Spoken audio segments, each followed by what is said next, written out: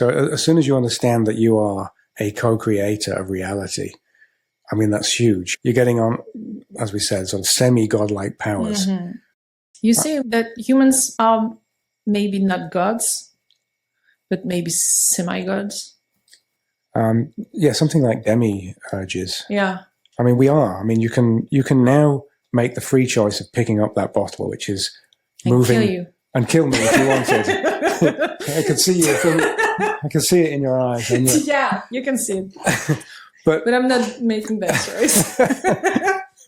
But you could. We are demigods, creative beings, or rather, co-creators of our reality. This grants us, as human beings, a power far greater than we ever imagined. In this exclusive interview, Dean Rickles, Professor of History and Philosophy of Modern Physics at the University of Sydney, takes us deep into these fascinating topics. Participatory reality, the creative power of human potential, consciousness, the nature of time, and many other profound and precious subjects. Welcome to this new episode of the SupraSapiens podcast, and enjoy listening.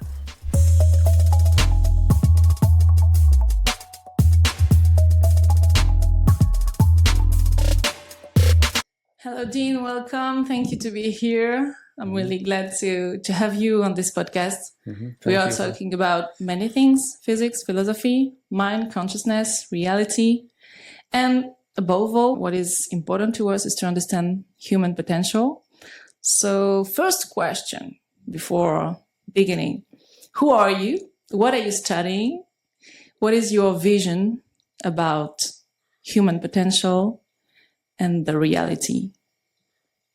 That's the beginning question. Okay. I don't know where we go beyond that. Okay, so I'm a professor at the University of Sydney and professor of history and philosophy and modern physics.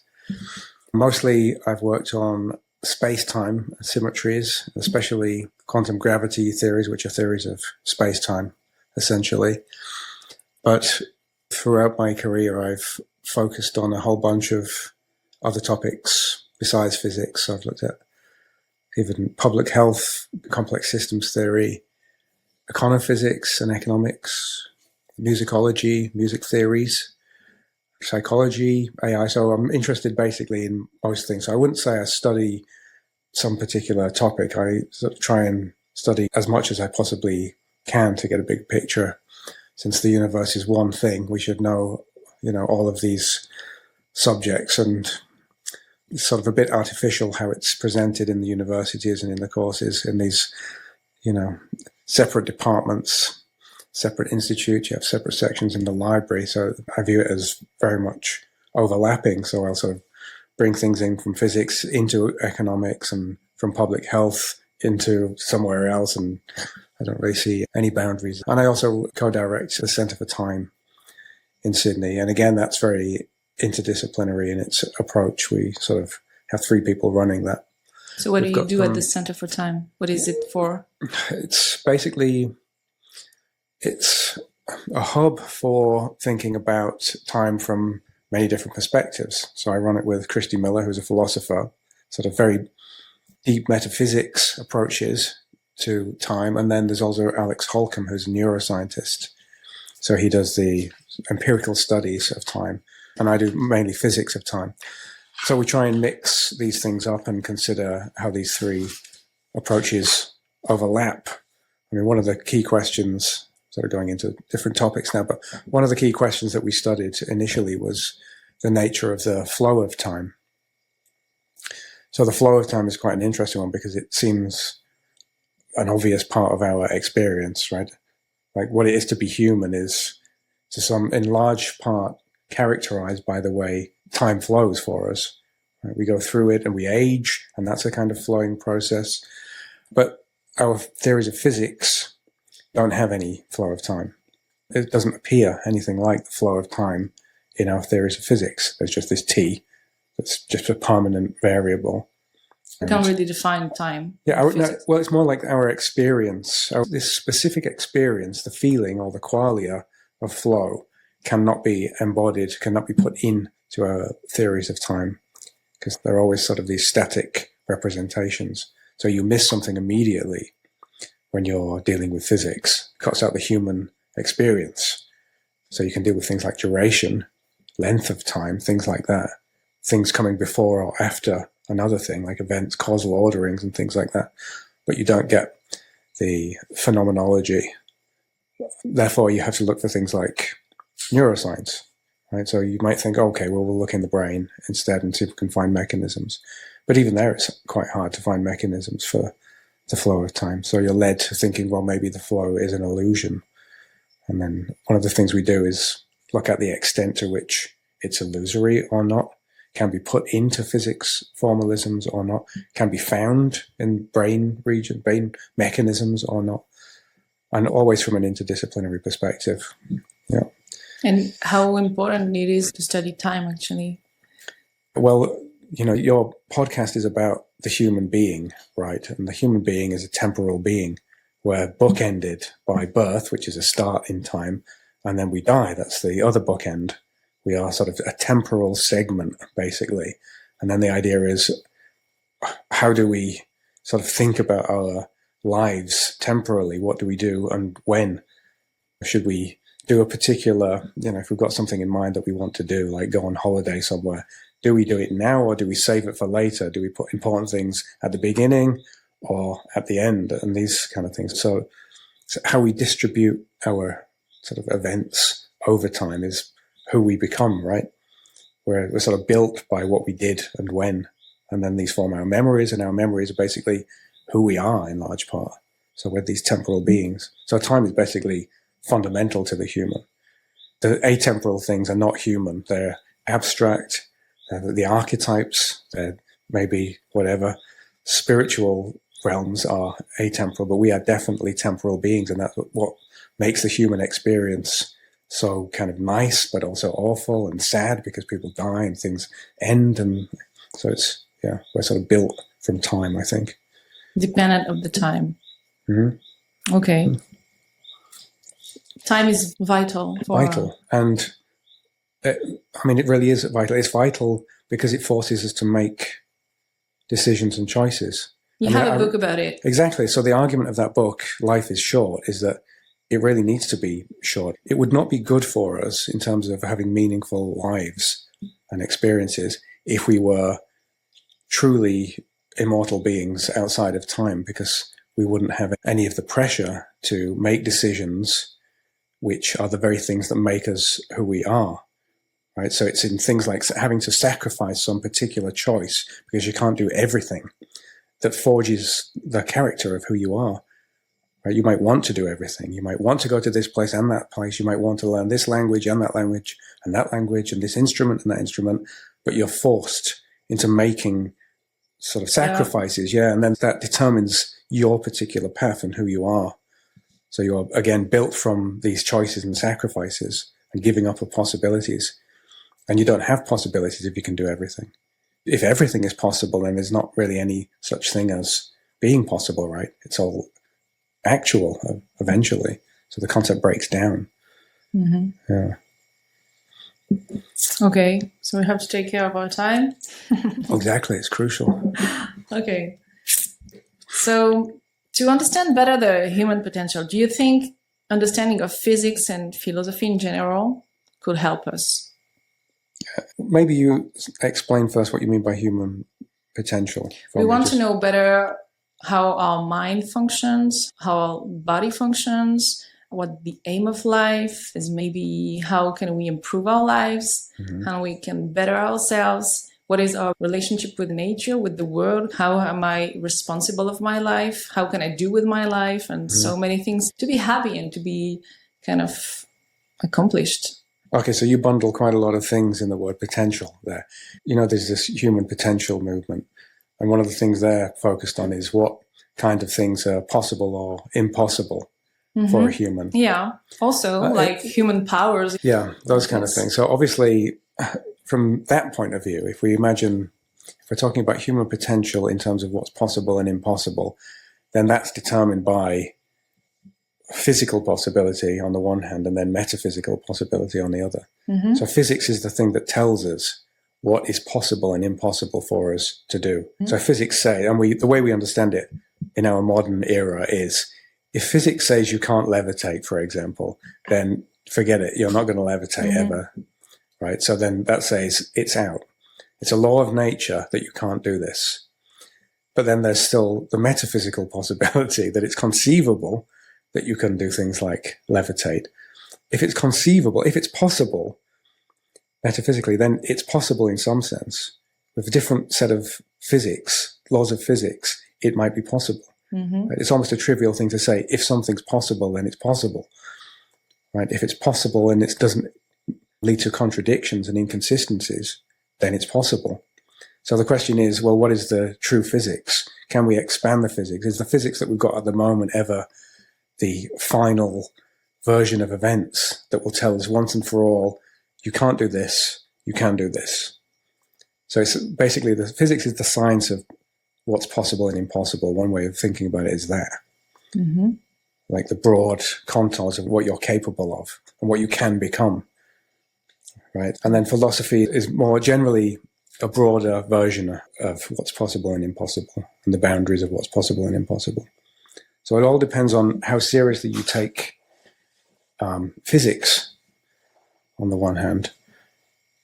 And the metaphysical way of seeing human potential is different from physics? It's different because it's going to be broader. So one of the things that metaphysicians of physics do, philosophers of physics do, is they consider alternative ways that the world could be. So they're always questioning the current theory of physics and what it thinks it says, right? So basic example, an obvious example is quantum theory, right? So quantum theory, the standard physics account is that it's mainly about calculating what happens in experiments. But then there are all these other ways of thinking about what it's telling you about the world. Some say it tells you that every time a measurement is made, there's a splitting into another sort of possibility, many worlds interpretation, right? Whenever you make a measurement, another branch occurs. So that's very different. Another approach says when you make a measurement, it's consciousness that collapses it. And then there's another one that says something completely different. And it's pretty much true for any theory that you think that a physicist might think is telling you one particular story about the world. There's loads of different stories it could be telling you about the world. And then the idea is what's possible in one interpretation is not possible in another interpretation. So there are things that are possible in some versions of quantum mechanics, like that the mind can collapse a wave function, that are just outlawed in another approach. And that changes what's possible for a human, right? If a human has the power to collapse a wave function intentionally, then it's got huge power over the universe. And yet it's the same theory from the physics point of view as one that says that's not possible. So the point being, our theories don't actually tell us as much as they think they tell us about the way the world actually is, because there's always these various sort of readings that you can give of them, interpretations. And the same is true of general relativity, right? Einstein's theory of gravity. We tend to think, because of the standard physics story, that it's just about curved space-time. Right? Gravity is just a matter of space-time being curved, and then objects are just moving around on these curved surfaces. But you don't have to think that. You can just think that it's to do with particles being exchanged, like in a field theory, quantum field theory. So you can always give different pictures, and they will tell you, they'll have different versions of what's possible for humans as well as objects in the world. And how to differentiate the good and the bad interpretations? Well, you can't differentiate in empirical ways. So the point is they're based on the same mathematical theory and the same evidence, the same data, experimental data. So they will always make the same predictions in terms of things that you observe in an experiment. They'll always give the same values for experiments. So you can't use experiments to distinguish them. You can't use anything scientific to distinguish them. So it's based on something that's human, right, rather than scientific. It's based on whether you like the idea of a universe splitting every time someone makes a measurement. So Einstein hated the idea, for example, that a human consciousness could have anything to do with the states of objects in the universe. He thought it was absurd. He said, where do we draw the line? Can a mouse collapse a wave function? And he said, and is the moon there when we're not looking? Do we need to look at it to collapse its wave function? So he thought it was absurd. But that view makes exactly the same predictions as all of the other versions of quantum theory interpretations. So it's a matter of prejudice or choice or something like that in the end. Because philosophy helps us to be maybe in the right, best direction, best interpretation, not to go into speculative deduction or, Well, philosophers are often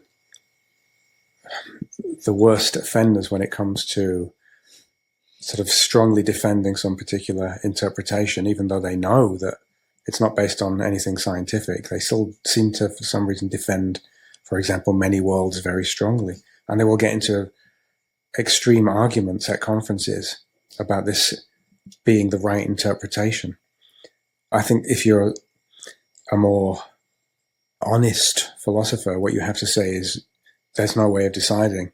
It's a case of picking whichever one you want for a particular purpose, which is fair enough. So some interpretations, many worlds interpretation, is quite nice to use if you want to talk about quantum computation, because you can sort of think about the computations happening in different branches. So it's happening in multiple ways, and you get the idea of sort of parallel processings. And so it sort of suits that kind of problem.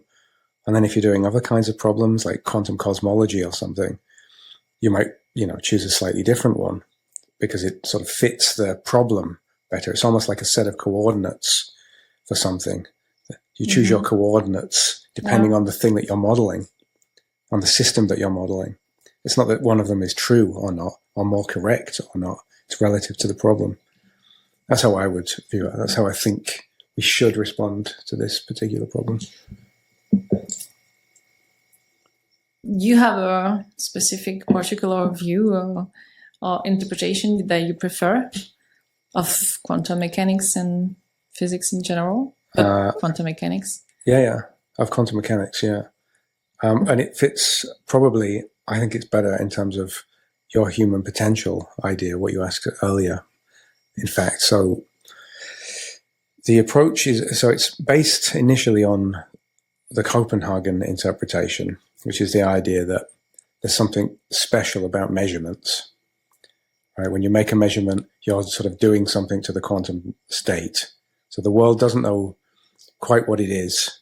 It's in a fuzzy kind of state until you've decided what measurement you're going to make. And then one of Niels Bohr's postdoctoral students was John Archibald Wheeler, who eventually came up with this idea called, the phrase he uses is it from bit. And it's based on the idea that you need to have some sort of participation component in the world in order to bring about reality. So it's like a reality creation model or a co-creation model, which is sort of quite popular nowadays in spiritual circles, right? But he was actually extremely anti-spiritual and anti-parapsychology. But so his view is, the nicest way of thinking about what's going on in this view is that he has this example of the game of 20 questions, right? So the idea is that somebody thinks of an object.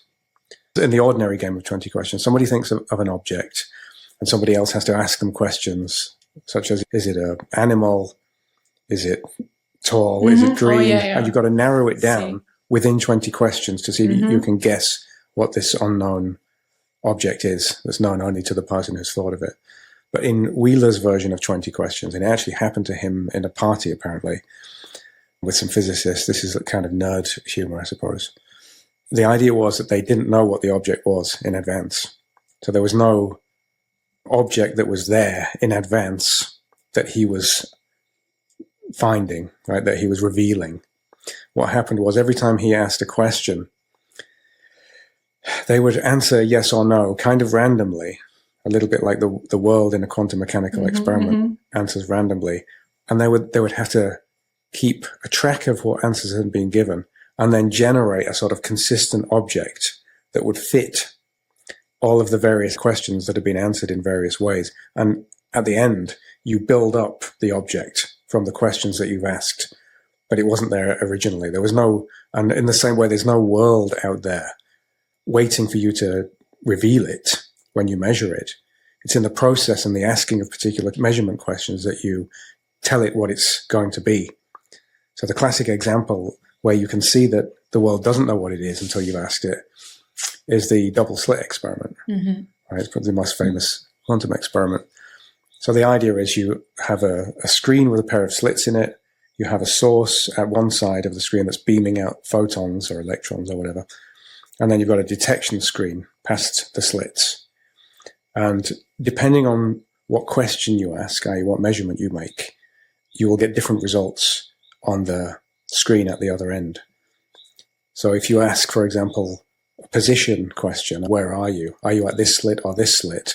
Then it will generate a sort of pile-up of dots, of clicks on the screen at the other end that suggest that it's definitely gone through one of the slits. Mm-hmm.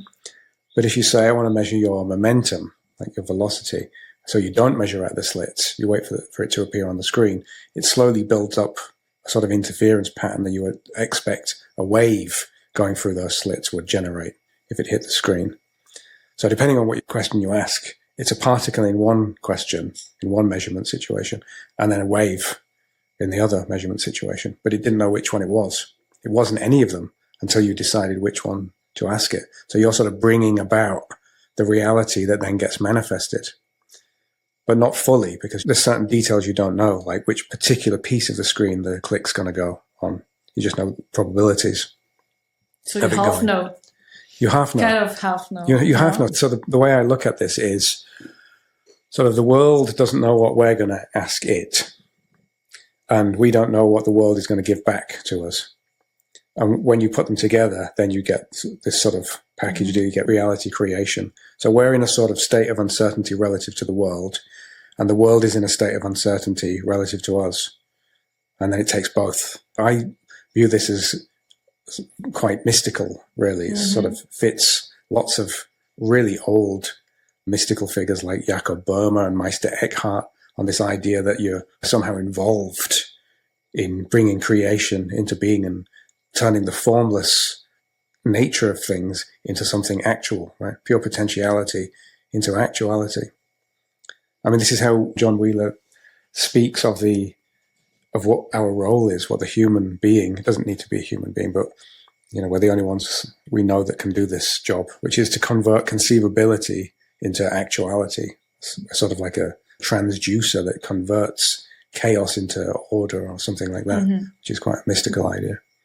So this is the experiment that makes us think about reality a different way, that like there are objects out there and there are us. Yeah.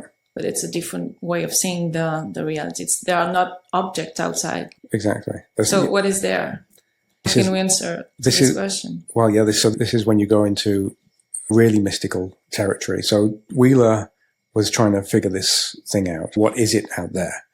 And he ended up traveling around finding philosophers to speak to. So he went to Oxford after figuring out that he had no idea what the physics was in this situation of the world out there. And he was speaking to Michael Dummett, very famous, all sorts of people in Oxford, and he couldn't get a reasonable answer from them. So he basically ended up calling it the Smoky Dragon. Mm-hmm. In other words, that was going to be his name for what he had no idea about, i.e. it's ineffable, which is completely mystical ideas, the nothingness, basically. Right? It's not one thing or the other until you've measured it. Right? The nature of a superposition is, it's not, for example, a cat alive in the box, in the Schrodinger's cat example. It's not a cat alive in the box. It's not a cat dead in the box. But it's not a combination either. It's something completely different beyond all of those categories, and it has to be in order to generate these probabilistic, chancy results. So he got led into very deep metaphysics with that. The answer he came up with was that it's unanswerable, basically. Yeah, ineffable, which is a reasonable answer, I think. Yeah. Because often the question is, are object a construct of my brain or my mind? Like if there's nothing there, if it's also a construct, am I projecting something with my brain? Yeah. Well, I mean, so the modern version of this is cubism, a thing called cubism, which originally started, that cubism means quantum Bayesianism originally, but it's departed from that now. And the idea is that quantum mechanics is not actually a theory of the world at all. It's a theory of an agent's interactions with something, mainly experience. This is a potentially paradigm-shifting approach to physics because we're used to thinking of the third-person perspective, i.e. one we can all agree on, the world out there. This is a first-person physics where you're dealing with the experiences of an agent as it's wandering around through the world, doing experiments, getting results, sort of, asking questions, getting responses. And one of the objections, to go back to your question, that's often made is that it looks like solipsism. Mm-hmm. It's just this agent. How does it know that there's anything beyond the experiential, the experience itself? And the answer, and it's the same answer John Wheeler gave actually, is that it's the existence of chance. There's something that doesn't go according to your plan. So if it was just you, and you were responsible for creating the thing, the environment, as well as your own experience, it wouldn't be giving back chance events and obstructing and sort of not giving you what you wanted. So if it gives you these probabilistic responses back and you don't know with certainty how to calculate them, then it seems like there's something beyond that's generating it that you're not in control of. And therefore there's still an external world. It's just that you don't have a clue of its characteristics. You can't say anything about it beyond the experience. It makes me think about Maurice Merleau-Ponty that talks about the world as being our own body, actually, the extension of our own body or our own flesh. So it's like we are interacting with ourselves, but from the individual point, acting with maybe different agents. Yeah, well, Merleau-Ponty, there's that expression, but even closer is there's this expression where he says the world is not, it almost sounds like it could have come from Wheeler's mouth, actually. It says that the phenomenological world is not a discovery of the world, but it's a laying down of being. Mm-hmm. As we're going through the world and having experiences, we're laying down being as we go, because there's nothing there until we've co-created the thing. So he would be a cubist, I suppose, or something along the lines of what we would call a participatory realist. Mm-hmm. Right? There's something there, but it doesn't know, it hasn't sort of taken on a concrete form until you've participated with it in some way and then brought it into being, laid down being, however you want to put it. And I know that both John Wheeler and Chris Fuchs, who is now developing this cubist approach, borrow quite heavily from William James rather than Merleau-Ponty. But William James had quite a similar view, which is that the world doesn't exist as a block. Right? You probably know this expression, this recent expression, the block universe. Mm-hmm. Right? The idea that everything is just laid out once and for all, your birth, your death, the birth of the universe, the death of the universe. And there's no process, there's no development or evolution or anything like that. So William James invented that term, the block universe. But he was arguing against the block universe. He was using it as a term of disparagement. And his view was that the reality comes into being in drops, he said, in sort of little higgledy-piggledy. It comes into being higgledy-piggledy, the law of higgledy-piggledy, into drops. As you're interacting with the world, it's coming into being, and locally. Mm-hmm. So you're bringing it into being as you go through the world. I'm bringing it into being. Yeah. And we've each got our own kind of block, but there's not a single block. He called it a pluriverse. So he had a sort of early multiverse theory called a pluriverse. And none of them is more true. None of them is the truer picture than the other, because there is no true picture. There's no way the world is independent of these pluriverses, these individual universes that we're building up as we go, which is quite a nice way of thinking, I think. But it's different from the Everett interpretation. Yeah, because the Everett interpretation, if you understand it properly, the Everett interpretation is a kind of block universe picture. It says that all there is in reality is the wave function.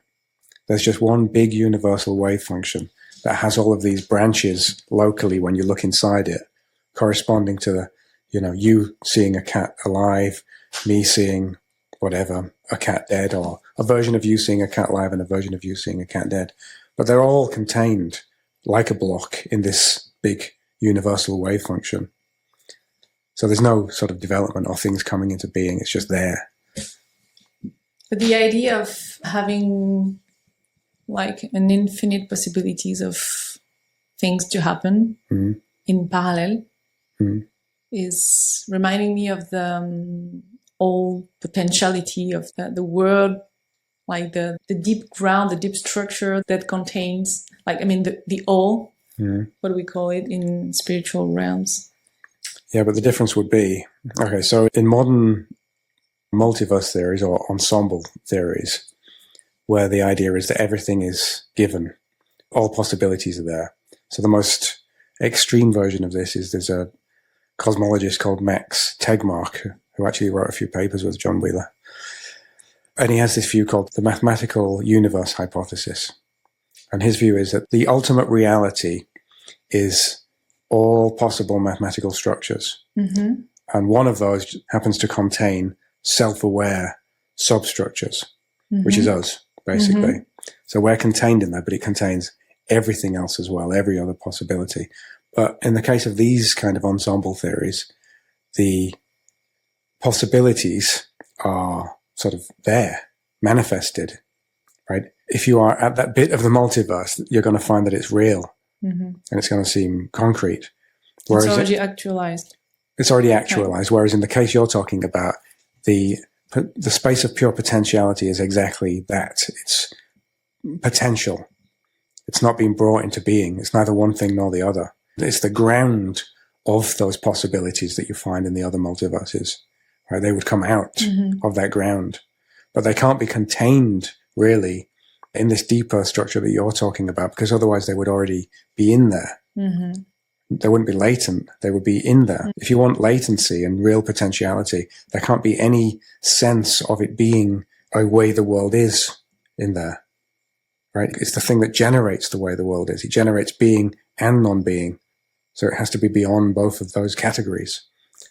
And that's why we can't talk about it, because we always want to, whenever we talk about something, we always have to bring it into some categories, concepts, usually being or non-being at the base. But we can't with this, whatever you want to call it, the Ungrund or whatever version you adopt. We can't do that. We can't do that, no, because it's the thing that's beyond those categories. This is why, we're sort of forbidden, really, from talking about this, logically forbidden from talking about the nature of that deeper space of potentiality. And, you find this in loads of traditions. Most famously in the Jewish Kabbalistic tradition, you have the Ein Sof, right? Which is a similar thing. It's beyond being and non-being. And there are some really orthodox Jews rabbis who think that you just can't even sort of, not only can you not talk about it, it's almost indecent to think about it, because it should be treated with awe. And then you've got other people who think, well, you sort of can refer to it indirectly by negation, right? Negative theology or apathetic. That's why Cubists do, actually. Also, Michel Bitbol does that, defining reality in negative terms, because we can't define it. Oh, exactly. Yeah. Exactly. I'm at a conference at the moment on the psychoid, which is this idea that there's something deeper than mind and matter that generates mind and matter. It has properties of both mind and matter, but it's beyond both.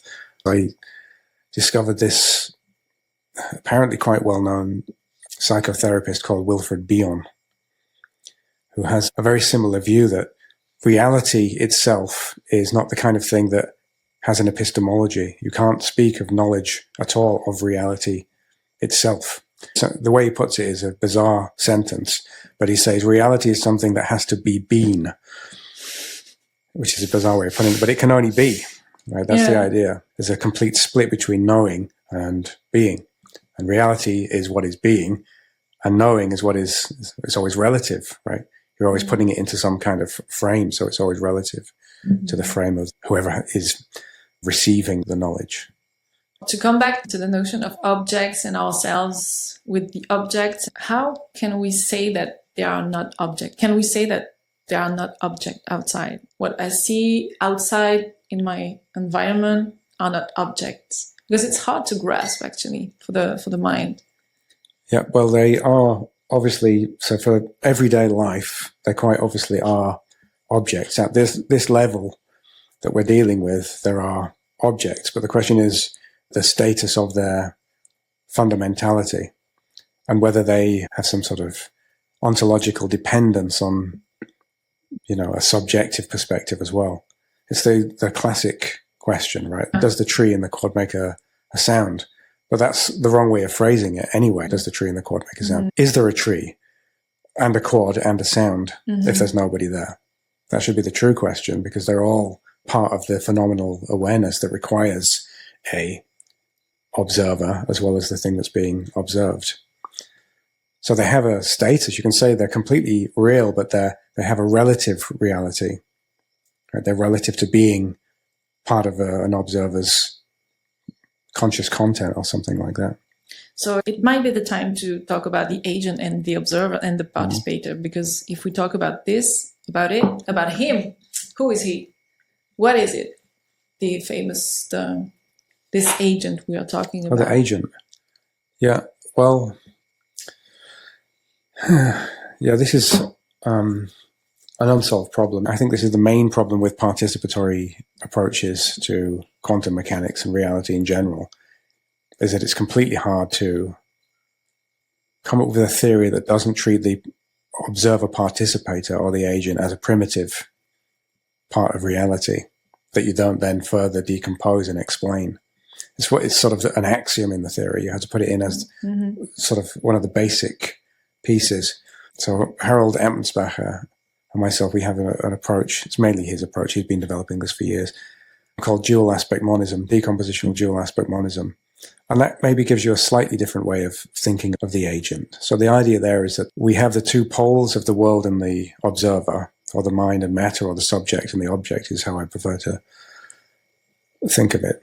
And then the question is, well, okay, what is that subjective awareness? What is the thing that's having the subjective awareness? And in dual aspect monism, the idea is that neither is fundamental. They're not causally connected in any way. It's not the case that the subject is receiving anything from the object and the object is receiving some causal inference from the subject. Both of them are parts of, or sort of descendants of, some deeper structure that is neutral with respect to both of those things. And then what the observer participator is the same as what the world that it's observing is this deeper thing that's neutral with respect to them. And then so you look for your answer in this neutral realm. And you have to look in areas like, it gets difficult, but mathematics and archetypes and any material that is neutral with respect to mind and matter. You need to build it up. I don't know what the answer to that, but it could be something like, Schopenhauer has the notion of will that's coming from something deep that's moving things. Spinoza had the idea of conatus, this striving or moving, this motion that's coming from this deeper place. And Schelling had a version of it as well, where there's some sort of the will that wills, basically, that makes things happen. But it's hard to sort of pin it down in ways that would satisfy the call for a modern kind of explanation, where you want to say, well, what's it made of? How is it put together, this agent? What makes it move? You sort of can't give a reasonable answer, because the answer lies beyond all of the categories that you would like to use. Like, well, it's located in space and time. It's made of matter. It follows these laws. You can't make use of those because you're searching for the answer in a realm that's beyond all of those categories, which are categories of the subject and the object world, right? Of this sort of higher level, less fundamental level of reality. Something we can't define. In any way that would satisfy. I mean, there might be some way of resolving it, like, as I said, by pointing to something like a basic force that is neutral with respect to mind and matter. But then any normal person wants to ask, yeah, but what is it though? You can't just say that it's will or something. What is will then? And then you have to stop, because in order to answer that, you would have to use things that are non-conceptual. You can't sort of phrase it normally because you'd have to use concepts to phrase it normally. But any concepts we have that would satisfy a request for explanation are based in things like space, time, matter, causation, objects. But we're outside of that realm. So we don't have access to them to make our explanations. So you have to go without explanations. You reach limits of explanation. It's as hard as the try of defining life, actually. How can you define life? It's this feeling, and no math can describe life. Maybe organic life, but it's a sensation, something internal. Yeah. So that would be one of our answer, right? That it's something like spirit or soul that's pushing through and moving, orchestrating the links between a subject and an object. But then again, that's not going to be very satisfying as an answer to most people. But I think you're sort of led to saying things like this. You have to stop explanations to stop and somewhere. Yeah. To stop, to think and feel, maybe. Yeah. Because the question of who I am beyond the body and the mind, who I am beyond this. Because I'm not my thoughts. I'm not just my body. I'm something higher than this or deeper than this. And the answer resides in each individual kind of feeling of being. Many people talk about being, actually, or life. Some people talk about consciousness as being fundamental, as being all the deep ground of reality, or maybe sentience or pure experience. I would say that faces exactly the same problem as it's, again, just a word for the same concept. You could call it life instead of consciousness or spirit or something else, will. It doesn't help you out in explaining, well, okay, but how does it do this thing where it generates objects and subjects that appear to be related? But what's the mechanism? How is it doing it? Because you want to look for something deeper always underneath it. But you can't, because you're saying, no, this is the fundamental reality. You can't have an explanation deeper than it because it is the ground level. So I think you would still find that most people would want further explanation and wouldn't be satisfied by saying, well, it's just consciousness. Yeah. So for you, the best interpretation of quantum mechanics is cubism? No, something more like Wheeler's original approach, which is that it's telling us something very, very deep about the unknowability of the absolute nature of reality, i.e., that when you're not interacting with reality, you cannot kind of put it into any categories. You can't say what it is. It's precisely this sort of nothingness state. And that's what generates the novelty and the inability to predict what's happening. And I think that's the same source of our ability to have free will. We're sort of both grounded, but the world, it and I, the world and us, we're grounded in the same nothingness. And we have to be if we want to do free actions, because our actions can't be contained in something, because otherwise they wouldn't be free. They would already be there happening. So it has to be grounded in, this is Schelling's basic idea. He says we're grounded in this thing called the Godhead, which is the most extreme state of nothingness where nothing is yet manifest, pure potentiality, which has to be if we're going to have freedom or chance in the world and free will in agents and human agents. So they're sort of using it in different ways. This same source, I think. Which kind of explains, I think, quantum mechanics as well. Explains why when we measure, we don't get predictable results, why it doesn't know what it is until we've made measurements. So it's a kind of instant creation, since there wasn't anything before. We interact and we create on the fly. Yeah, we make something that was pure potentiality into something actual. When you talk about nothingness, can we integrate in the nothingness the potentialities, all that can exist in potential before it becomes actual? Yeah, that's what I would say it is. Yeah, exactly that. Wheeler says also meaning itself powers creation. What is the part of meaning into this perspective? So this relates to his it from bit idea. So it, as in the world that we experience, is built from bits, i.e. the answers to our questions of the world. So we generally, whenever we want to know something about the world, a knowledge-seeking question, we ask something like the Game of 20 Questions, are you an animal? That's something that takes a bit of information. It's a 0 or a 1, a yes or a no. Right? Are you human? You can give me a yes or a no. That's a bit of information.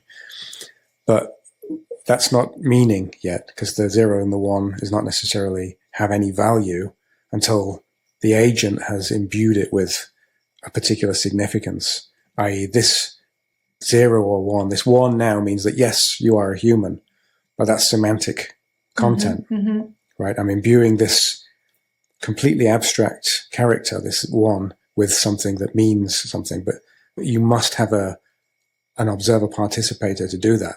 The world can't do it on its own. So there's people nowadays that speak of, David Chalmers is one of them, that speak of information as physical and the world being made of information. But it can't be. It can't just be 0s and 1s, because information can mean infinitely many different things, right? If I have a 0 and a 1, they can mean infinitely many. They have potentially, it's like the state of potentiality, potentially infinitely many different meanings, depending on what interpretation we give to them and what questions we ask. So you can't say information is physical unless you add also interpreted information, and that's the meaning. So meaning powers creation, because we're involved in this process of asking meaningful questions that are then given responses in terms of bits of information, interpreted bits. Like a circuit. Yeah. He's talking about also the universe being a self-excited circuit. Yeah, this is exactly the same idea. So his name for his ideas, his way of doing things, was radical conservatism. So he's very conservative in so many ways, but then he has these absolutely crazy ideas. So one of the ideas was that, and it's consistent with the physics, that if we accept this idea that there's no reality until you've asked a question of the world, then for these experiments where we're, tracing back the origins of the Big Bang, and we're looking at the cosmic microwave background radiation, for example, well, until we decided to ask that question, was there a Big Bang, for example, yes or no, the universe answers with these results, it wasn't in existence. So we sort of, by asking the question, we joined forces with the universe to bring about its origin, like the initial acts of creation. To give an answer. So there's this looping. He has this big letter U, which stands for the universe, with an eyeball on one end looking back at its past, bringing itself into being. Right? So the eyeball is brought into being through the evolution of the universe, but the eyeball was required to bring it into being in the first place. So it's this self-excited circuit. That's what that means. This bringing into being of yourself, like pulling yourself up by your own bootstraps. Yeah, and people have a huge amount of difficulty with this. I always get the same objection. Every single time I've mentioned this idea in a conference or something, they say, well, but the universe existed without us for however many billion years. There were no observers until we came about, so it can't possibly have done that. But they don't get the idea that, no, it's not there. There isn't a reality to it, to these 13 billion years, until you have a observer participator that is asking the correct question, the appropriate question, to bring about that past. So it's bringing about its own past. So this is basically, he has an experiment called the delayed choice experiment, and this is essentially a cosmic version of this experiment, which is you can send particles down particular pathways in experiments in such a way that until you've asked a question now, the particle, because it potentially was scattered down a pair of different paths, it doesn't know which one it is until you decide to ask a particular question that will then determine whether it went down this path or this path. So the past itself is in a state of indeterminacy, of pure potentiality. It doesn't know what it is yet until you've decided on the question you're going to ask it, and then bang, you bring that piece of past reality into being. And in the same way, when you ask the question of the origin of the Big Bang, you're looking at light. You're saying, was there an origin? Was there an original event? And you have to pick appropriate questions, right? Well, let's look for some particular kind of radiation. It should have this particular kind of pattern. If there was a Big Bang, we should find this sort of radiation map, for example. So you're asking, was there a Big Bang? Here's my experiment. Bang, there you go. It's now manifested reality, which is completely at odds with most people's view of the way the world works. Should I ask myself, is the story of the Big Bang correct with this kind of vision, or? Well, it's correct. I mean, the answers that we get from the universe seem consistent with there being a Big Bang. It might have gone otherwise, right? We might have got different answers for all we know. But it seems that relative to the questions that we've been asking, it seems true. But we might be able to ask different questions that would require different kinds of experiments that would show something different, right? You know, this is already beginning to happen. There might not have been one Big Bang, for example. There might have been a bunch of Big Bangs. So inflationary cosmology gives you another different set of questions to ask. With inflationary cosmology, it's as if there was this original field and it's split in many different pocket universes. And our Big Bang is just one particular Big Bang. So then you would have to find questions to ask, which mean experiments to perform that would tell you, are we one Big Bang or are we just one Big Bang among many? And then it expands the, you know, what we think we know about the universe. But all of this is relative knowledge. None of it is absolute knowledge. It's all relative to the questions and the experiments we're posing. I have to find what Fuchs is talking about.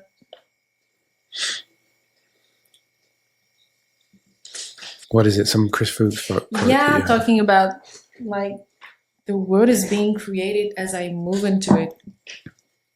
Kind of. I don't have the correct quote, but I heard him saying like there are many Big Bangs. Yep, I know the quote. Small Big Bangs all the time because there is nothing except from our experience. And he's saying reality is made of probabilities and potentials, and I experiment what I believe.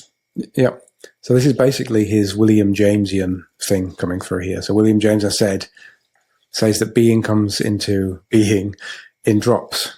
So these drops are like little Big Bangs, little acts of creation, is what he says in that Chris Fuchs quote. Right? Every question that we ask and every experiment that goes with a question, right? With every question that we ask, there has to be some sort of kind of experiment, even if it's just looking at something. That's a kind of experiment, right? It's an interaction between something and our eyeball. Yeah.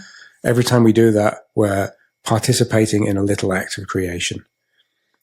Is the idea. So this is basically, it's Wheeler's view. They differ from Wheeler in that they fill in the details that Wheeler left out. So Wheeler's sort of big picture visionary and it doesn't deal with the details such as, well, how do you get sort of the actual experimental probabilities out of quantum mechanics? And then Chris Fuchs and his collaborators, Rudiger Schack and so on, they actually generate the physics. The Born rule. They show you how you can get the actual stuff that makes quantum mechanics work out of this vision, which was Wheeler's vision. So the rule now is reality is my experience. Oh, no, it's not that. The idea is that quantum mechanics is a theory of experience rather than reality. You can sort of use it to then generate ideas and about reality, but it itself is not a theory of reality. Yeah, it's about the prediction of what I can do in this reality. A prediction exactly of expected observations of an agent. What can an agent expect to observe? And if they were, for each experience they have, they were betting on what they would see next. Quantum mechanics is the tool that gives you the best answer to what you will see next, is the idea. It's kind of medium. Yeah. And then the idea is that even though it's a theory of experience, it can sort of tell you something about, because of the way it works, it can tell you something about the contours, the very broad contours of the reality that is kicking back at our experience. It can tell you really broad results like the nature of the Hilbert space dimension or something like that, and the sort of symmetry principles. Really vague, broad principles. But it can't go beyond that to say that the the world is a particular kind of way. And then they say, well, but this is not the point of the theory. This is not what it's intended to do. Which weirdly goes back to Bohr's original view of physics and quantum theory, which is that it's a way of systematizing experience rather than a theory of the world, of reality, which I never thought of them before. So I'm going to take some different quotes and notes from my different readings, especially from your last article, if we can talk about it. We talked about the observer being the author in the drama of creation. And I've read this sentence somewhere. Perception selects through attention what becomes manifest from the chaos, narrowing infinity down to a finite picture of reality. So what I understand is that my perception tools, through attention, can take all the potentiality and put it into actuality. Yeah, not all the potential. It will transduce a bit of the chaos, the infinite potentiality, into some finite package. It seems to be the role of what we do, I think. We're sort of lowering the entropy. I mean, so if you want to think of maximal entropy, then this all of pure potentiality is absolutely the most highly entropic state you can possibly have. And then, so how do you get an order or a creation out of that? Well, if you do, you're lowering the entropy, right? You're creating order from this absolute extreme chaos. And I think that's our role. And you can find this expressed in people like Jakob Boehme, who've viewed humans as performing this role. And it doesn't necessarily have to be humans, actually. I mean, you can find many, I'm sure, different kinds of being. We might be able to create some soon even that can perform a similar function of somehow narrowing down all of the possibilities into something finite. I mean, we already mentioned a simple way of thinking about this, right, with the zeros and ones in a bit, right, in the context of binary digits, has infinite potentiality.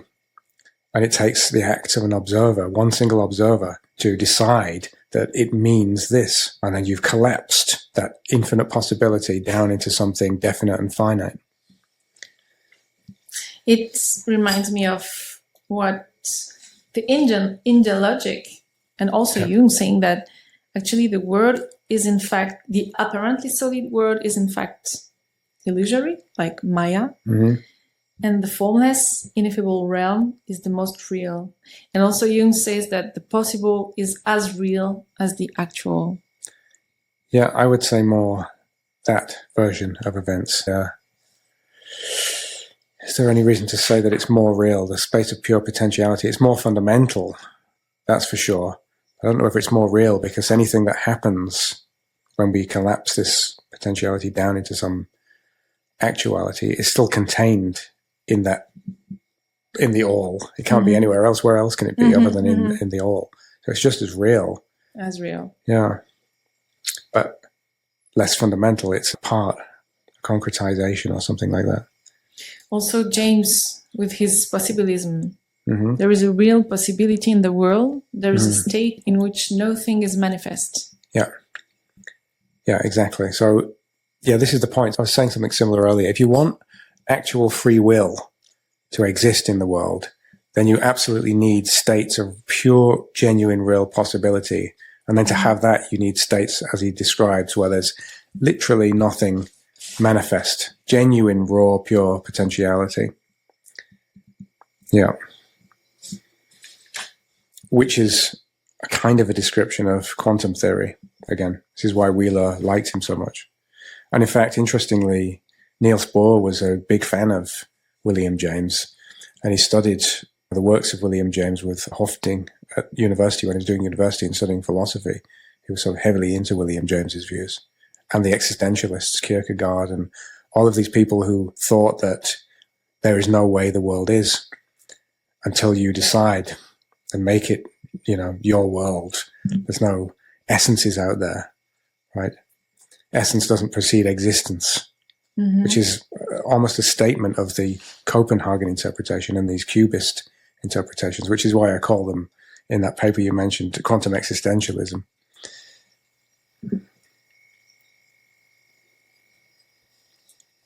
This notion should be at the end of the discussion, but I'm going to put it here. The act of creation resides in the world, breath, sound, emission of God. Heka as the spell, Hu, Om, or Logos, or time of creation. So what does that mean? That the act of creation resides in the world? These are examples of earlier participatory realist approaches, like really primitive proto-versions of something like quantum mechanics, where they're saying, again, the idea is there is this space of formlessness, and all of the original creation myths, so the hymn of creation from the Rig Veda, the oldest written text that we have, they all have this idea that in the beginning, there was literally nothing, like not even non-being. Beyond that, literally nothing. In fact, at the beginning of that hymn of creation, it says there was neither being nor non-being, nothing nor not nothing. It was completely beyond that. And then there needs to be something that pushes it into being. So this is sort of the desire of shelling or something like that. And in the versions you mentioned, Heka, well, the idea is it's almost like a meaning powers creation idea, right? It's in the breath and in the word and in the logos that you're giving meaning and putting formlessness into form. And, how do we do that? Well, what does Heka mean? Heka is where hex comes from, which is where spell comes from, which is where spelling comes from, which is where words and meaning comes from. So right in these original texts, they seem to have some weird advanced knowledge of how reality is created, basically. So that's why you put some link into spirituality and science. Well, one of them, is to show that we should sort of have a reasonable respect, I think, for these really ancient views that were there already. They have pretty much the same sort of ideas. It's not with the technical mathematical predictions or anything like that, which are like huge advances, like they're great results, obviously, but the basic core ideas that can be found in these ancient religions and in the Tao and these kind of things. It's always the same idea over and over again. This formlessness takes something to put it into form. That usually is some sort of participation from something that involves meaning. And then we generate the world. So what is meaning, actually? Because when I see, there are many questions about meaning, the world, logos, and maybe also logic. For me, there are like some links between all this. When I read the act of creation resides in the world, to me it's like it puts me into my agent role. Like I have an impact on the creation with my word as an agent, acting with my word into the creation, because I put some meaning with my word, with my cognitive functions, and so I create the world in a particular way. This is what I understand when I read this. So are there links between the meaning, the world, how my cognitive functions, and how I co-create the world? Well, yeah, so the idea is that meaning is a relation that puts it's the thing that puts form onto the formlessness. So you might have something that even is a sort of symbol and it's not yet got any meaning, like the 0 or the 1, and you turn it into a sign and now it points at something. It's got a referent. So before that, it didn't have any referent. It was just purely symbolic with no meaning, formless. And then you say, this means now it's going to mean this object. And it could mean anything. So you've made it point at something now and have a reference, which is one form of understanding of meaning, right? A meaning is a relationship between a symbol and a sign, telling you what it is, or a sign and its referent. That's how I would understand that. And sort of your role. The world doesn't come pre-packaged with symbols and with signs attached to the symbols. It always takes something with whatever faculty it is, consciousness or whatever this thing is, to do this, to make the link between what is a symbol and a sign. And you don't have a world as such without the symbols being meaningful or without the objects being meaningful, without there being tables and chairs and things that actually are meaningful, right? They're the things that the whole world is built of. So it is really built of meaning.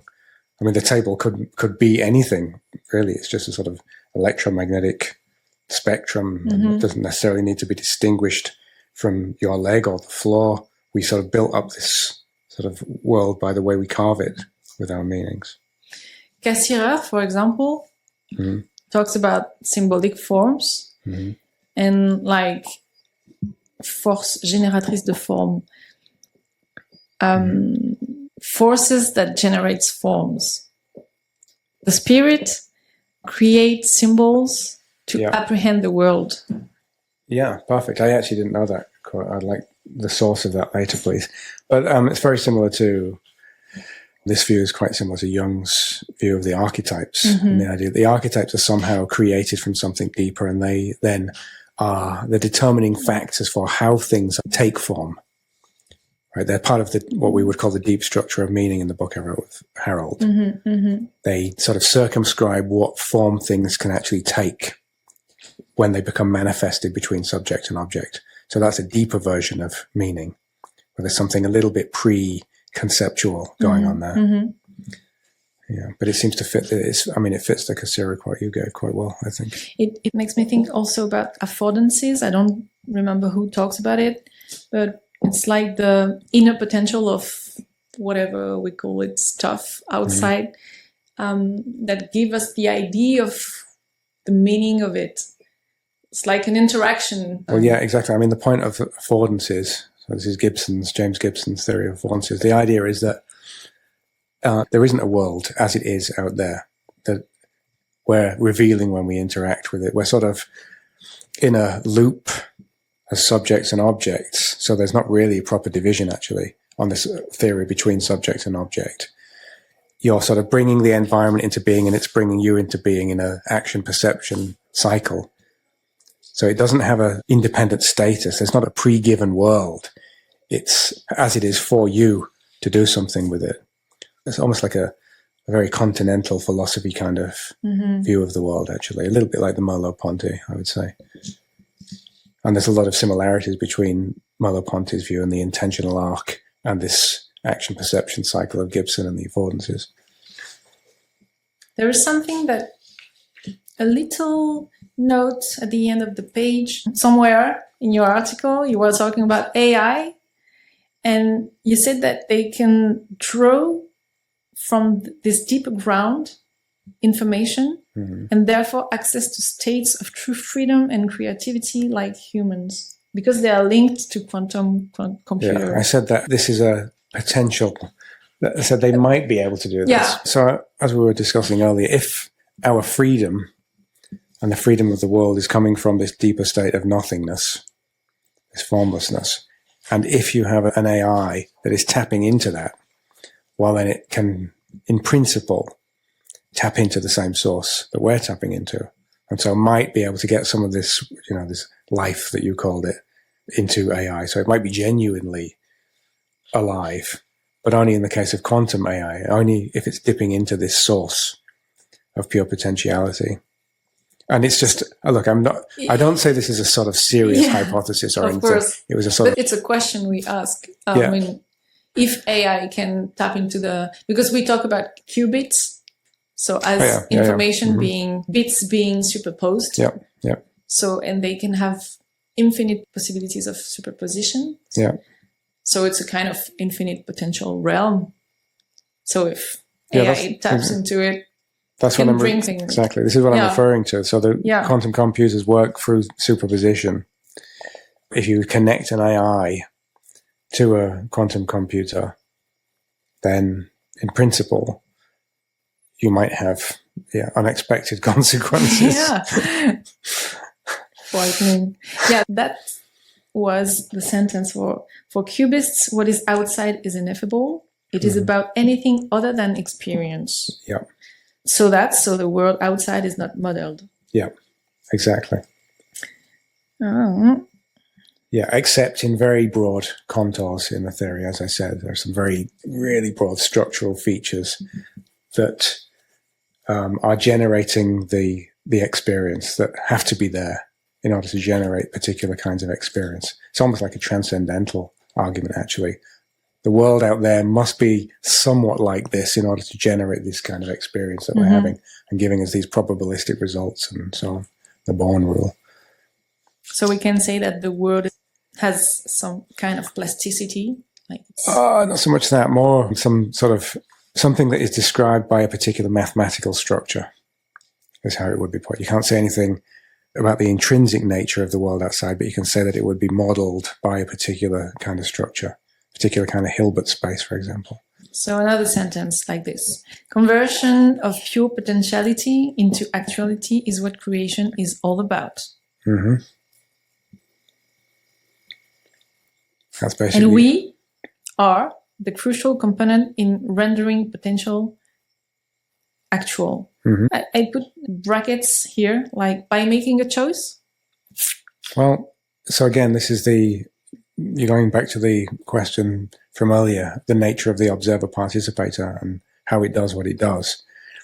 And so the answer is the same. Choice is coming, you could say the same thing about the world. How does it give us these responses? How does it give us these particles being here and here and here and we can't tell? How does it make its choice? Well, we don't know. It's coming from this deeper ground.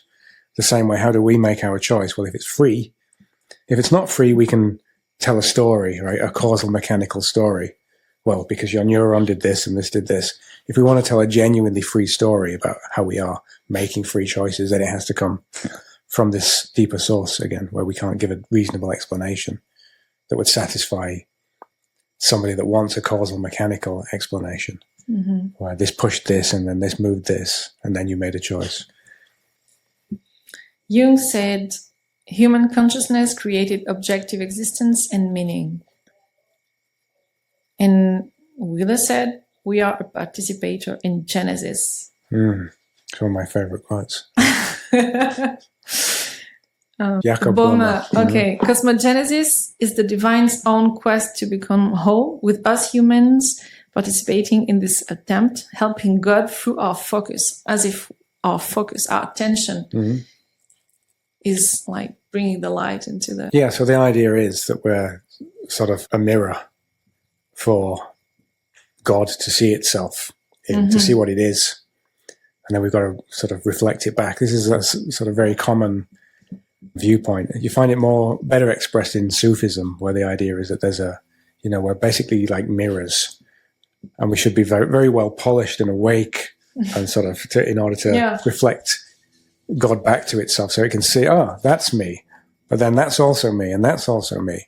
And eventually you build, because you need opposition, right? In order to see yourself, you would need a mirror to see yourself. This is what I look like. Mm-hmm. So basically the idea is, in Jakob Boehme and these other views, we are providing that function of holding a mirror in front of the divine so it can see what it is. And our experiences and what we can do tell it what it can do. Otherwise, it doesn't know. If there's just one undifferentiated being, this is why I have some problems with the consciousness, all this consciousness view. Well, it can't just be that, because you need to say something else about how it is then able to manifest itself and see itself, right? It needs opposition. It needs some extra story built into that of opposition. I suppose Donald Hoffman has something like that with the headset, which is performing a similar function. It's letting whatever it is, this deeper consciousness, see itself in various different ways. Yeah, I think this is something like this has to be going on. So it's like there's a being who wants to see himself. Yeah. Through our lens. Yeah. Yeah. And the more awake we are and aware we are, the better the view that it has of itself. I think that's, this is the Sufist. Ibn Arabi has this kind of view, the Sufist philosopher, theologian. You say that humans are maybe not gods, but maybe semi-gods? Something like demiurges. Yeah. I mean, we are. I mean, you can now make the free choice of picking up that bottle, which is moving and kill me if you wanted. I can see you.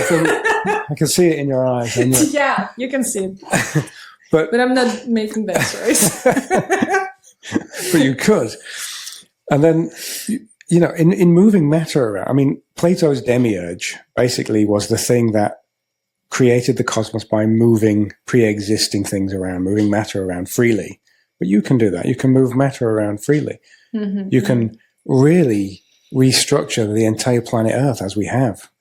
But generally, we're not doing it with our sort of free action. We're sort of being moved along by the general flow of the world. But when we get our sort of awareness there and we realize, oh, we're actually conscious and we're able to do anything within the limits of what's possible, of what we think is possible. We can move objects around. We could move a mountain around if we really put our minds to it. We could literally move a massive mountain. You can create a canal. And reconfigure the entire unit. We could reconfigure the solar system in principle, right? With enough power on the various planets pushing them, in principle, we could absolutely reconfigure this entire cosmos. So what does that make us? Well, we're sort of demigods. If we're doing it through free choices with intention, that's what we are. But it was already here. We didn't make the matter. There was a space of pure potentiality already here that we're working with. Marcus Gabriel is talking about the thought as being a sensory modality. It's like another perception. Yeah. And in my thoughts, I can imagine many things. Like there's infinite potential in my thoughts. Yeah. So I put a link into my thought as being a perception in the way that maybe the potential is as real as the actual. And if I put some, attention into a particular thought, now I want to bring it into actuality because it's a perception. So if I want to have another perception of this thought, I can put it with actions or whatever movement. I can bring it into actuality. So what do you think about this thought as being a potential, accessible potential, as real as the actual? Yeah, I mean, it's obviously part and parcel of being a demiurge kind of character. It's no good if you're just acting from instinct with no pre-established thinking. So first, the imagination is crucial. You imagine the thing first. I can imagine reshaping the solar system first, and then you go about and do it, and you're able to because you have free actions. But without accessing the imaginal realm and envisaging it being actual, which is what you're doing, right, when you're imagining things, then it doesn't have any status. And if you were to move things around, it would be as if you are being moved around yourself by nature. It wouldn't be your deliberation that led to it. It would be something sort of moving you as if you were just another part of nature doing it. So there's a crucial component, I think, in this imaginal realm. Can I say that thoughts are real? Like, if it's a perception, it's as real as what I hear, or it's like a realm of thoughts? Yeah, I mean, it depends what you mean by real. It's quite clearly not concrete in the sense of material, but it doesn't mean it's not real in some sense. So, there's various views that have this notion of the third realm, right? So Roger Penrose espouses this. There's the mental, there's the physical, and there's this other realm, which so Penrose thinks of it as mathematical, and Corban would think of it as imaginal, right? It's the same idea. There's sort of this triangle where there's this additional one that's not quite just the mind, because it's got some degree of objectivity, and we can agree and almost walk around this space of possibilities together. Especially mathematicians have this, say this a lot, right? It's really objective. It's actually there, but it's not physical and it's not mental. It's this third realm, which is quite dual aspect, actually.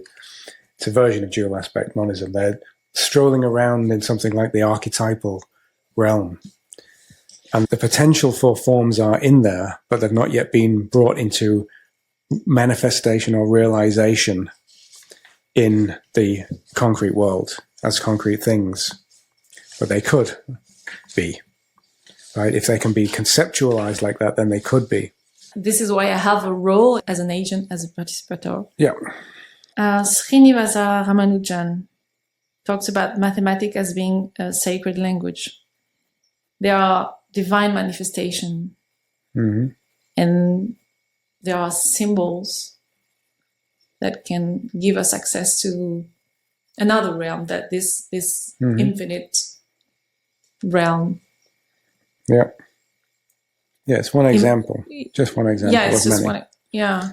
So obviously Jung famously thought that dreams allowed us to have the same access to these archetypal aspects of reality. And I've written some examples where I think music shares a similar many similar features to mathematics, in that it's not quite mental, not quite physical. It's kind of outside of space and time, because you can, repeat it infinitely many times. You can't destroy a work of music.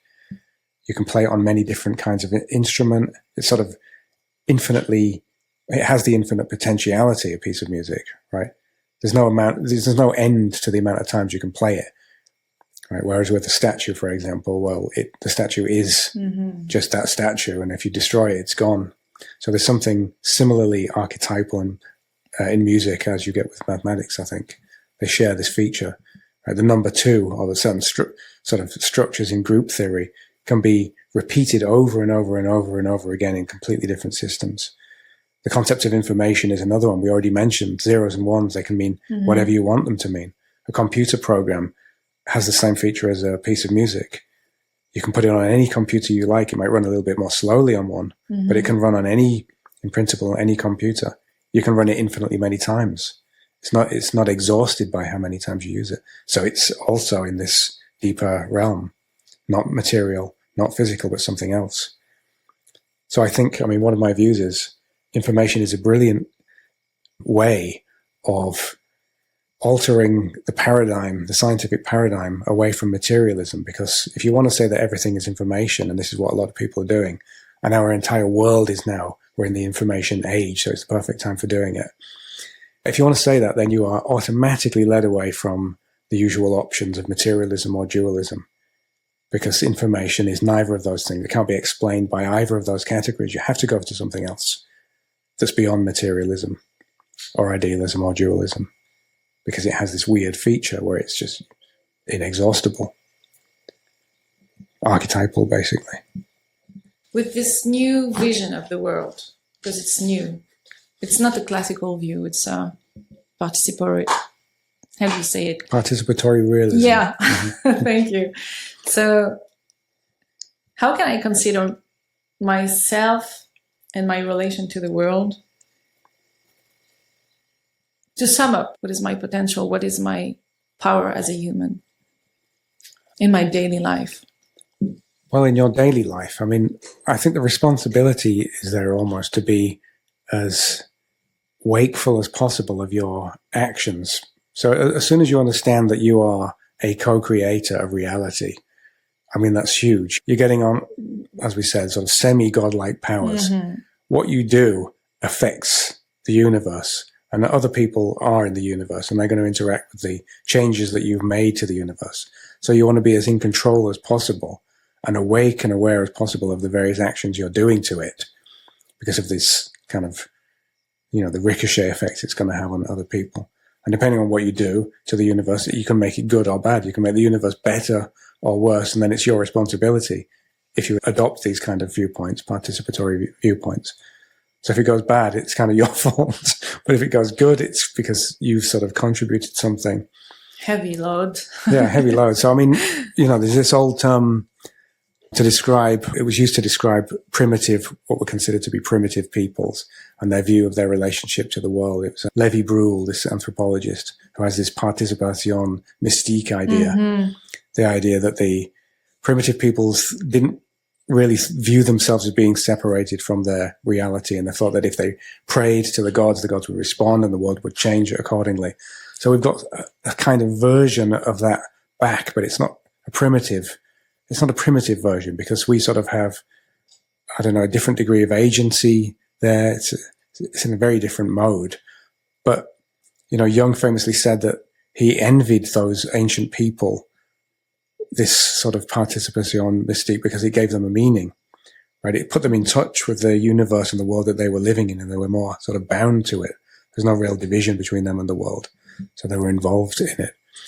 And then, so these modern views sort of restore in a respectable way, this thing that, we lost meaning when we lost this kind of link that we had with the universe. And most of our modern theories, until recently, have absolutely tried to separate us definitely from the universe. There's the world, and then there's us, and then we're not particularly special in the universe. We're sort of almost like Weinberg calls it a farcical accident. We're basically a farcical accident in a hostile universe, is how he puts it in his book, The First 3 Minutes. So we're separated. And then how do we get meaning in this kind of world? Well, we don't. And then you get people becoming nihilistic and having sort of mental health crises. But if you sort of put back in touch with, oh no, this is sort of your world, you're creating this thing, then you get a massive sort of dose of meaning from just the fact that you're part of something. And not just part of something, but part of sort of creating the next phase of the cosmos as it moves along, sort of helping move the thing along. Right? Before we came in here, we didn't have the cameras and the microphones set up. This is a very trivial example, but you chose to come here. You've put things, you've altered the room and reconfigured the cosmos. But you could do it in many different ways. You could do all sorts of reconfigurations of the cosmos that lead to massive improvements. And it sort of feels a little bit more like you're engaged properly and involved if you have this participatory view, I think. It gives it a grounding. Yeah. Viktor Frankl talks about meaning as being essential for human psychology. If we don't have meaning in life, we are losing ourselves, kind of. Yeah. Maybe there is no meaning in front of us. We don't see meaning, but we can create meaning. We can put our own meaning onto life, things, stuff, so we can decide somehow how we can see the world or how we can interact with the world. So meaning is a big, it's really important in our interaction with the world. Yeah, I mean, that's basically existentialism. Yeah. That you just described there. To keep it scientifically respectable, because sort of my view is to try and convert, maybe that's too strong a word, try and lead people who are materialists into a different kind of worldview, because I think it's useful worldview. So there are still constraints and restrictions, right, on what you're capable of. If we believe in quantum theory, if we're in this sort of framework and mindset, then we have to accept that there's only certain kind of interactions that we can have with the world that will alter it in certain ways. It might be ultimately that there's completely different theories and we can do whatever the hell we like as long as it's conceivable, it's possible. I actually think that if it's conceivable, it's possible. But if you can't really say that as a general principle, you can keep all of these ideas still providing a sense of meaning, but also consistent with the sort of physicist and scientific mindset, which is often quite rigid. Yeah. So, there's no point saying a load of things that nobody's going to listen to and ignore. The trick is to try and sort of convince people that are hard to convince to shift their perspective even just a little bit away from things that are causing a lack of meaning, like materialism and these views that the universe is hostile and these kinds of things.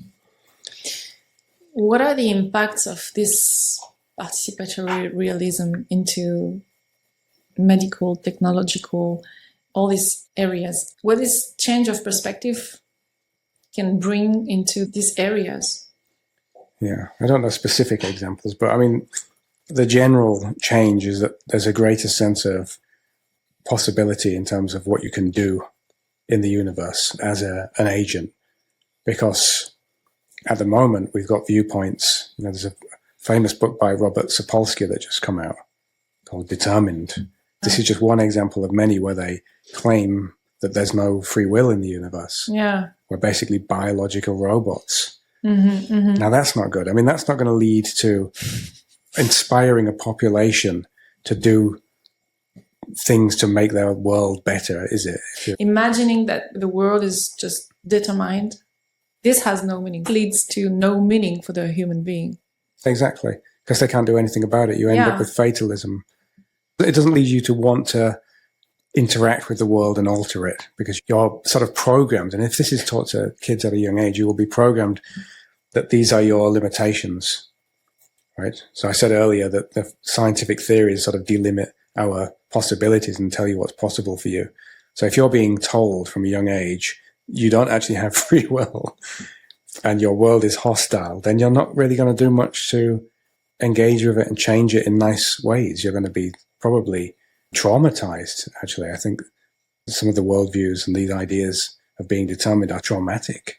But I think the people that are saying are traumatized, and that's why they are producing these theories to express their trauma. It's a Cubist thing also, that the word is relative to my beliefs.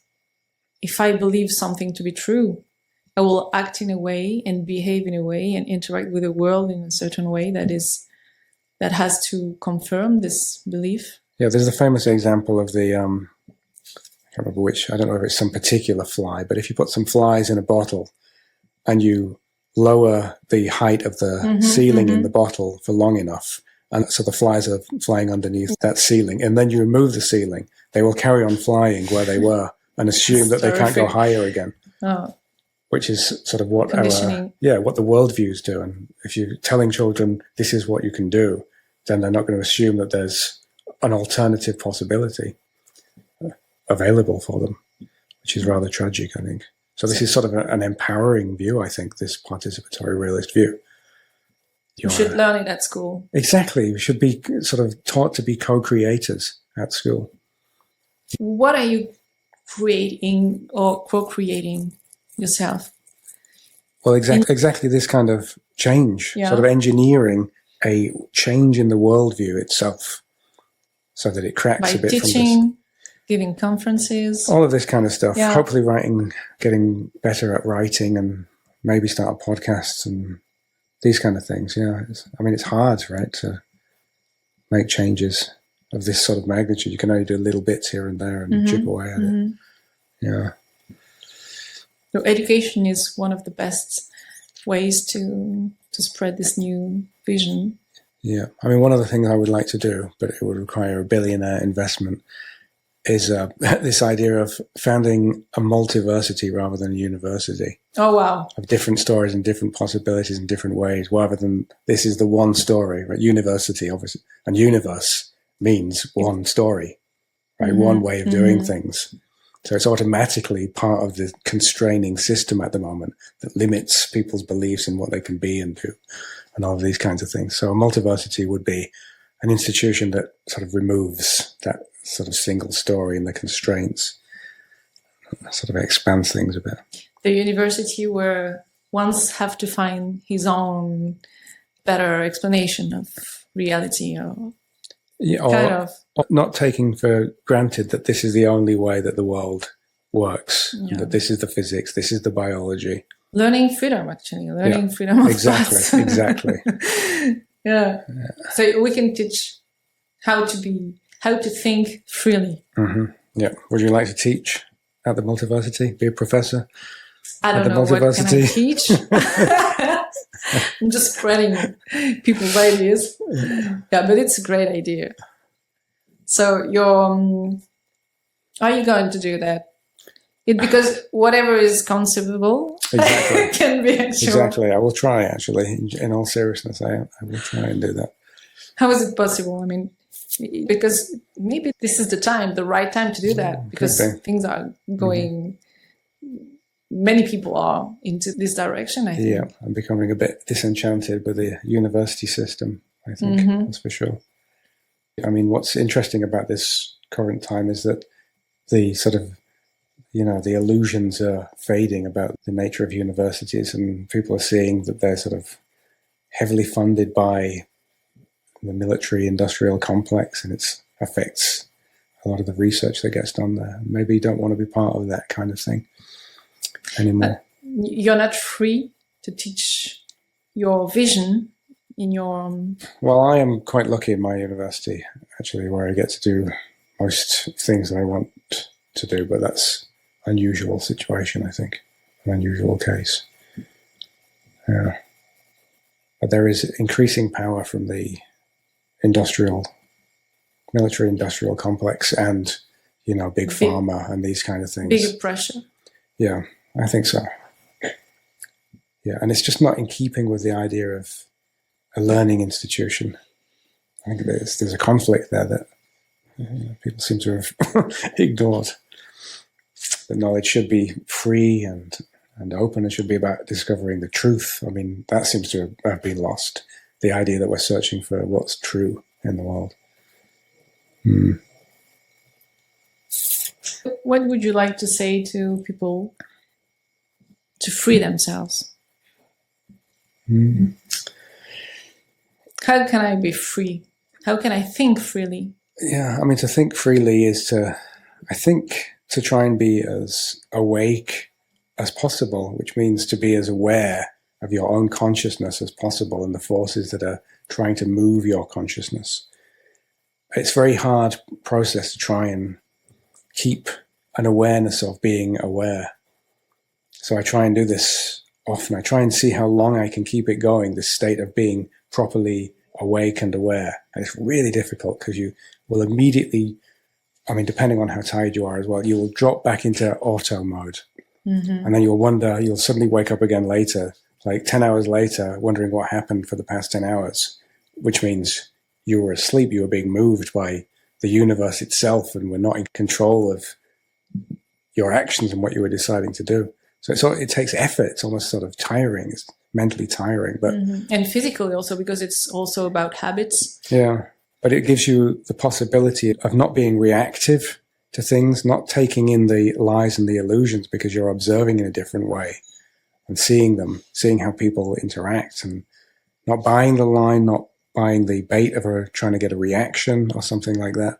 So just a little bit more in command of yourself, which if you're a co-creator, you sort of the first responsibility, right? That you are in command of your actions. What are the best ways for you to be more aware, more awakened? For you, because maybe it's different for everybody. I think it is different for everybody, and I don't know. I don't like have any practice or anything. It's just forcing yourself to watch out. Yeah, basically, yeah. To be, I don't know. I mean, treating the world and the universe as a sort of system of signs that are trying to tell you things. So if you start to interact with the world as a participator and assume that maybe it's showing you things from yourself in a bid to try and remind you, wake up. And then you get better and better at it, actually. If you start sort of treating the universe as your sort of friend or something like that, that's trying to make you better and evolve you in some way. And so that probably is my system, actually, if I think about it. Using the world to remind me. Yeah. Many signs around to remind you. Everything is a potential sign. Yeah. Everything. Yeah. Okay, so let's try to do that, actually, to open our eyes and see what the world can tell us so we can be more awake. Nice. Thank you so much. Thank you. Where can we see or read articles, books? Yeah, I don't have any social media for reasons of trying to increase my productive lifespan. Yeah. But my books are, well, they're available on Amazon. They're available in bookshops. I have various online articles. A lot of them are freely available. You don't need subscriptions or anything like that. And there's quite a few videos on YouTube as well of various talks and podcasts that I've given. That's about the only place I think I can be found. Yeah. Okay. Yeah. So let's find you on the web. Yep. Thank you so much. Thank you. I hope you enjoyed this interview. Feel free to let us know in the comments. You're also welcome to share your thoughts, questions, or sources. I'll be delighted to read them. Thank you for supporting this work by subscribing to the channel, liking and sharing it with your contacts. To the most generous souls, thank you deeply for your donations. They help us grow the project and spread knowledge about human potential and the nature of reality. As you heard in the interview, education and transmission are key to awakening consciousness and creating real change, so we are counting on you. If you'd like to go further, feel free to explore the other episodes of the podcasts. They'll help you understand the principles and concepts behind the nature of reality and human potential in a more educational and in-depth way. And if you want to apply these principles to your own life, I invite you to visit my website. Thank you all, and see you soon.